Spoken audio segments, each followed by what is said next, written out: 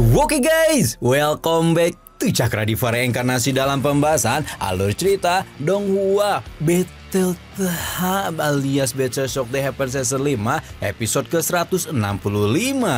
Seperti biasa kita review dulu pembahasan alur cerita episode sebelumnya di mana Xiaoyan telah menyelamatkan Sekte Bunga dari penyerangan Sekte Tianming dan pada waktu yang sama dia mengetahui bahwa ada piton iblis surga yang berada di sekitar sana.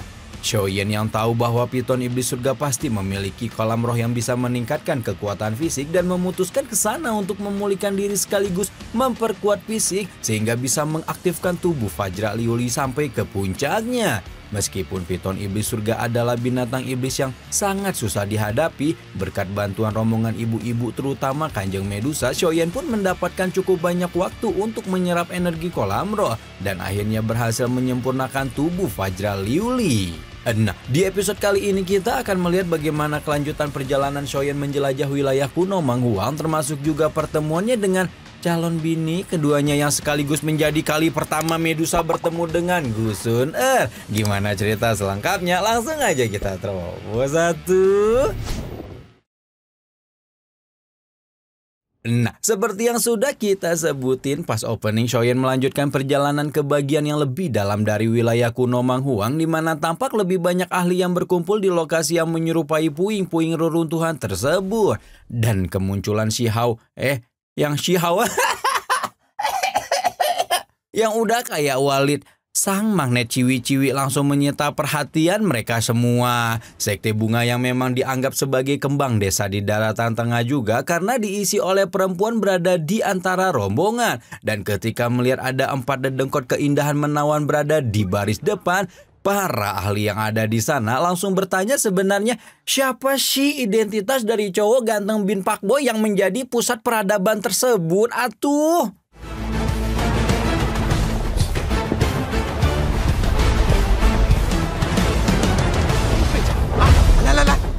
Apabila melihat reputasi Sekte Bunga yang merupakan satu dari 2 sekte terbesar di dataran tengah, maka memang bukan merupakan hal aneh kalau melihat mereka di tempat ini. Namun kendati tidak mengenali identitas Xiaoyan, para ahli tingkat tinggi yang berada di sana dapat merasakan betapa aura yang dipancarkan pemuda tersebut bukanlah aura seorang ahli sembarangan. Seperti tidak peduli dengan tatapan bingung dan takjub orang-orang di sekitarnya, Xiaoyan pun dan rombongan ibu-ibu memasuki gerbang reruntuhan. Dan baru saja Xiaoyan memberikan pesan kepada rombongan untuk tidak memisahkan diri dari satu sama lain ketika tiba-tiba saja ada seseorang yang memanggil namanya dengan penuh amarah. Xiaoyan. Iya, orang itu tidak lain dan tidak bukan adalah Tuan Putri Klan Phoenix Iblis Surga Peng King Er yang kayaknya menjadi satu-satunya karakter cewek cukup penting yang enggak kelepek-kelepek sama Kang Pakboy, malah menyimpan dendam yang sangat mendalam mengingat betapa sering pemuda itu mengalahkannya. Xiaoyan berusaha mengabaikan Peng King Er dan meminta rombongannya untuk melanjutkan perjalanan, namun tiba-tiba ada ahli muda lain di antara rombongan Phoenix Iblis Surga yang menghentikannya, di mana sosok lain ini adalah ahli muda terkuat yang mereka miliki, sekaligus juga orang yang paling berpotensi untuk menjadi ketua klan Phoenix Iblis Surga selanjutnya. Begitu backingannya muncul, Feng King Er pun menjadi lebih sok keras dan menyebut akan membalaskan dendam pada Xiaoyan yang telah merebut buah asal naga Phoenix darinya ketika berada di alam pil. Xiaoyan hanya menyunggingkan senyuman kecil ketika menyebut buah naga Phoenix bukanlah milik siapapun dan ngerosting Feng King Er yang sukanya nyalahin orang lain atas ketidakmampuannya. Kena roasting sedemikian rupa di depan banyak orang jelas membuat Feng King Er marah dan segera meledakkan kekuatan ketika menantang Xiaoyan untuk bertarung dengannya. Namun bukannya Xiaoyan yang merespon tantangan itu, justru geng disebut ibu-ibu kemarin teh ada yang protes, disebutnya naon atuh geng teteh-teteh gitu ya, teteh-teteh gelis gitu di sekitarnya lah yang balik meledakkan doki seolah siap untuk mengambil tindakan kalau Feng King Er berani berbuat macam-macam. Xiaoyan sangat santai menghadapi kemarahan Feng Qing'er sambil mengingatkan bahwa peningkatan kekuatan yang gadis itu dapatkan akan menghalanginya naik ranah lagi sampai kapanpun. Mendengar itu Feng Qing'er semakin meradang dan mengingat betapa besar penderitaan yang dia alami dengan menembus ranah Dojun dengan cepat. Jadi ceritanya Feng Qing'er mengikuti transplantasi transplantasi astagfirullahaladzim bagus itu. Itulah pokoknya ya, darah suci naga Phoenix kuno, di mana proses ini telah merenggut nyawa banyak generasi muda di klan Phoenix Iblis Surga. Namun Feng Qing'er rela mengalami segala mimpi buruk tersebut dan semuanya dia lakukan semata-mata untuk membalaskan dendam kepada Xiaoyan. Perseteruan antara Xiaoyan dan Feng Qing'er pada akhirnya menarik perhatian lebih banyak ahli, termasuk di antara mereka adalah rombongan klan Gu yang dipimpin oleh Gu Xun'er. Begitu muncul, Xun'er segera menghampiri Xiaoyan dengan penuh sukacita dan sempat beradu tatapan dengan Kanjeng sebelum sama-sama mengangguk seolah menunjukkan tidak ada permasalahan apapun di antara keduanya. Kita kesampingkan dulu adegan perbucinan antara Xiaoyan dan Xun'er karena permasalahan klan Phoenix Iblis Surga menjadi semakin pelik setelah Gu Qingyang sebagai perwakilan generasi muda klan Gu menjelaskan bahwa Xiaoyan adalah tamu kehormatan klan mereka. Sayangnya Feng Qing'er yang sudah dibutakan oleh amarah sama sekali tidak peduli dengan siapapun sekutu yang Xiaoyan miliki dan menyebut bahwa pemuda itu harus mati di tangannya. Jiu Feng berusaha untuk mengambil jalur tengah dan meminta klan Gu untuk tidak ikut campur masalah Xiaoyan dengan Feng Qing'er. Namun ketika Xun'er dan Cailin sudah mau bertindak untuk memberi Feng Qing'er pelajaran, Xiaoyan langsung menghentikan mereka dan akhirnya memutuskan untuk menerima tantangan Feng Qing'er daripada Tuan Putri Phoenix Iblis Surga itu ngeyeping mulu. Feng Qing'er mengeluarkan bayangan Phoenix Iblis Surga dalam kekuatan yang memang jauh lebih besar dibanding sebelumnya.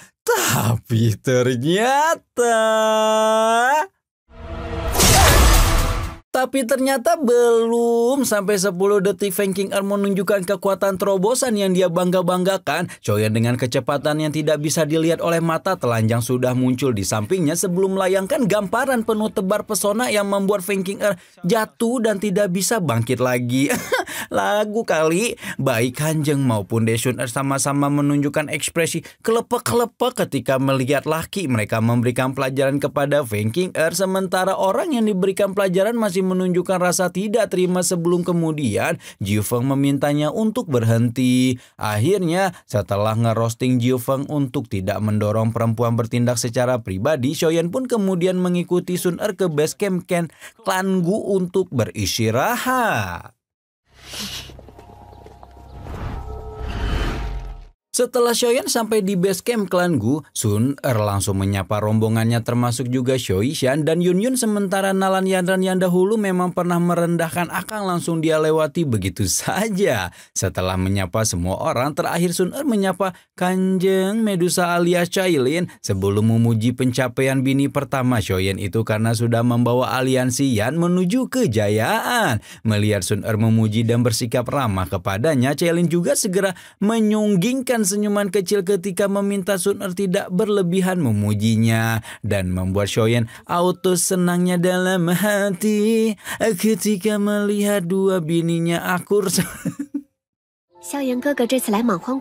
Nah, ketika sesi halal bihalal selesai, Xun'er pun memberitahukan posisi mereka di Lembang Manghuang. Di Lembang lagi, emangnya di Manu atau di Lembah Manghuang, di mana mereka sebenarnya sudah hampir sampai di bagian terdalam wilayah kuno Manghuang yang menjadi tempat kemunculan pohon kuno Bodhisattva. Namun untuk mencapai lokasi tersebut mereka harus melewati gelombang binatang iblis yang sangat mengerikan. Dan selama beberapa hari sudah begitu banyak ahli berusaha menerobos gelombang binatang, meski tidak ada satupun di antara mereka yang mendapatkan keberhasilan.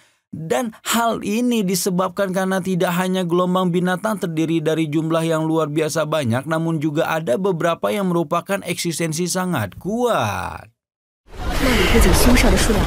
Xiaoyan mengangguk-ngangguk mendengar penjelasan Xun'er dan memahami bahwa bahaya begitu besar itulah yang menjadi alasan kenapa begitu banyak ahli yang berkumpul di reruntuhan ini. Nah, baru saja mendapatkan penjelasan mengenai gelombang binatang iblis, Xiaoyan langsung melihat live actionnya secara langsung ketika kelompok ahli melesat keluar dari dalam lembah dengan panik. Ketika gelombang binatang buas yang mengerikan sedang menyerang mereka dari kedalaman lembah. Benar apa yang dikatakan Sun Er bahwa ada binatang iblis yang sangat kuat sampai bisa menghabisi seorang ahli tingkat tinggi dengan begitu mudah. Nah, ketika rombongan binatang buas itu mulai mendekati altar kuno yang selama ini menjadi tempat berlindung itulah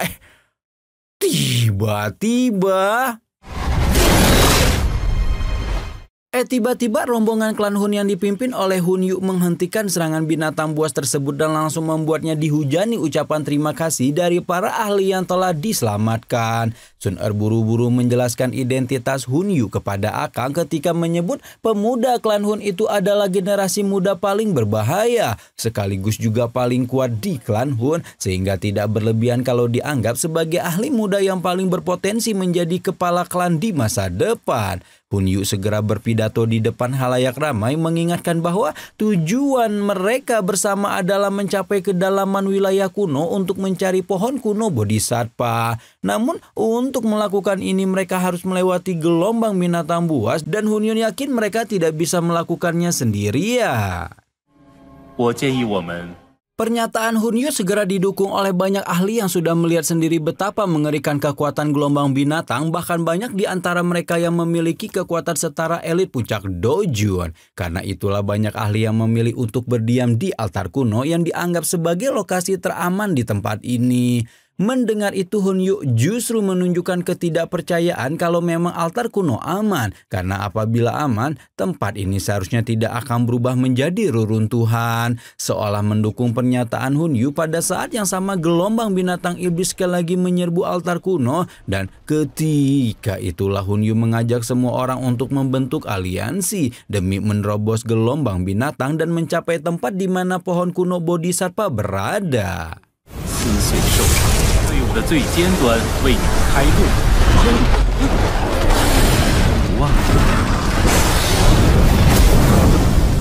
Pidato panjang lebar Hun Yu menjadi orasi yang sangat dramatis karena pada saat yang sama rombongan klan Hun berhasil menghalau serangan binatang buas sekali lagi. Tepat ketika Hun Yu berjanji bahwa klan Hun akan menjadi garis terdepan dalam menerobos binatang buas. Mengingat tabiat klan Hun yang sangat mendajal, jelas saja banyak ahli yang tidak yakin untuk ikut dalam aliansi. Namun tuan muda klan Hun itu sekali lagi menegaskan bahwa di dalam aliansi tidak ada kuat lemah dan pemimpin maupun bawahan, melainkan semua orang akan melawan gelombang binatang kuno bersama-sama sampai mencapai kedalaman wilayah kuno. Harus diakui bahwa kemampuan negosiasi klan Hun memang luar biasa, namun Xiaoyan masih dapat menilai apabila klan Hun memiliki niat tersembunyi dalam pembentukan aliansi ini. Kendati sudah sama-sama tahu karakter dan perilaku klan Hun, Jiu Feng dengan gamblang memberikan persetujuan untuk bergabung dengan aliansi di mana keikutsertaan klan Phoenix Iblis Surga sebagai binatang iblis peringkat kedua auto membuat banyak ahli menjadi FOMO. Karena pada saat yang sama, gelombang binatang iblis lain menyerbu ke arah altar kuno, hampir seluruh ahli yang ada di sana pun langsung bergabung dengan klan Hun. Kecuali Xiaoyan dan kawan-kawan yang memilih untuk mengawasi dari belakang karena tidak mau kalau mereka akhirnya justru akan dimanfaatkan sebagai pion oleh klan Hun. Singkat cerita, aliansi pun terbentuk dan Hun Yu memimpin semua orang untuk mulai menerjang gelombang binatang yang ada di lembah. Seperti yang dijanjikan, klan Hun berada di garis terdepan aliansi dan anggota aliansi yang lain hanya perlu menghalau sisa-sisa binatang iblis yang meloloskan diri dari perisai klan Hun. Sementara itu rombongan Xiaoyan memilih untuk menjaga jarak dari aliansi karena mereka harus mempersiapkan diri untuk menghadapi trik licik apapun yang dilakukan oleh klan Hun. Dan benar saja apa yang Xiaoyan khawatirkan. Setelah melewati cukup banyak gelombang binatang dan sudah sampai di pertengahan lembah yang dipenuhi oleh binatang iblis kuat, tiba-tiba saja Hun Yu menyebut bahwa saudara-saudaranya telah kelelahan sebelum kemudian meminta ahli lain untuk mengambil alih pertahanan terhadap binatang iblis.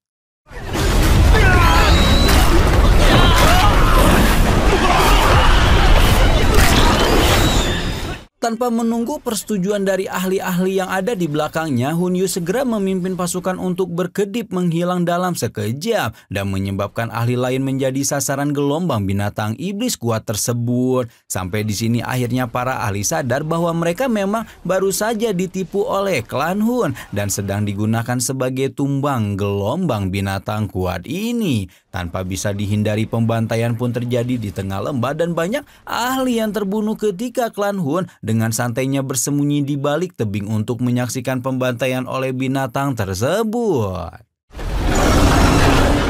Seperti yang sudah diketahui semua orang, banyak binatang iblis kuat di lembah ini dan salah satu di antara mereka sudah keluar untuk menghabisi banyak ahli tingkat tinggi dalam aliansi. Xiaoyan yang berada di garis depan langsung meminta rombongannya berhenti begitu melihat klan Hun menghilang dan tepat ketika itulah dia berhadapan dengan seekor harimau hitam kuat di mana saking kuatnya dia bahkan tidak ragu sama sekali untuk membunuh sesama binatang iblis yang ada di lembah. Medusa sebagai sesama binatang iblis langsung maju pertama dan menghunuskan pedang 9 warnanya. Namun serangan itu masih sama sekali tidak memberikan kerugian. Tidak bisa diam saja, klan Gu, Xiao Yishan, dan Xiaoyan pun melakukan serangan bersama-sama yang dimulai dengan segel dewa, ilusi racun, kemudian ditutup dengan ledakan aliran 6 penguasa. Hingga akhirnya...